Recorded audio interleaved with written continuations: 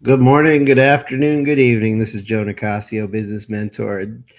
I know how to really come up with the controversial topics. Today I'm talking about being responsible for your own mutiny.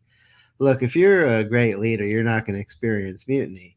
But people don't mutiny on the great leaders. They mutiny on the leaders that we don't like or trust or we don't feel safe with. So let's talk a little bit about this. Being a great leader requires straight talk and transparency and caring about your people. I'm going to talk about 13 different things that will help you be a great leader. And if you do these right, you're not going to get a mutiny. If you mess up any of these, it could be the cause of your mutiny. Like, look, because look, if people feel safe and they trust you, guess what? They're not going to mutiny on you. The problem is we don't always behave in a trustworthy way. So, the first thing is be responsible. Talk straight. Talk straight. Okay, be honest with people. If people feel you're lying to them, they might mutiny. If you talk straight, you're actually amongst the good leaders. Number two is, actually care, demonstrate concern. If people feel like you don't care, guess what? There's a good chance you're going to have a mutiny. Be transparent, be open and honest with people. Don't hide things from people. If you're hiding things and people find out that you're keeping secrets that affect and impact them, they might mutiny on you.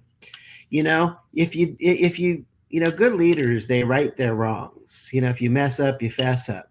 But if you mess up and you don't own your mistakes, guess what? People might mutiny on you. Number five, if you want to be a great leader, you want to be loyal to your people. If you're disloyal to your own people, guess what? They might mutiny you. you know um, Deliver results. You make a promise, you keep a promise. That's called integrity. Okay, if you don't keep your promises, if you don't deliver results, guess what? People might mutiny on you. Okay, get better. Work on yourself to be a better person, a better leader. If you're doing that, there's a good chance people will be loyal to you. But if you don't work on yourself and you don't get better, it's like then you're kind of a hypocrite because you're asking your team to be get better, but you're not getting better yourself. If you don't work on your stuff, guess what? People might mutiny on you. Have clear expectations. If you confuse people, if you say, "Hey, I want this done," but you don't really, if you're not clear about it, guess what? People might mutiny on you. Okay? Practice accountability. Do what you say you're going to do when you say you're going to do it. Keep your promises. If you're not accountable, if you just feel like, well, I expect everybody else to follow the rules, but I can break the rules, guess what? You're a hypocrite and people are going to mutiny on you. Or do you confront reality or do you bury your head in the sand? Are you the ostrich theory of leadership where a problem comes up and you bury your head in the sands?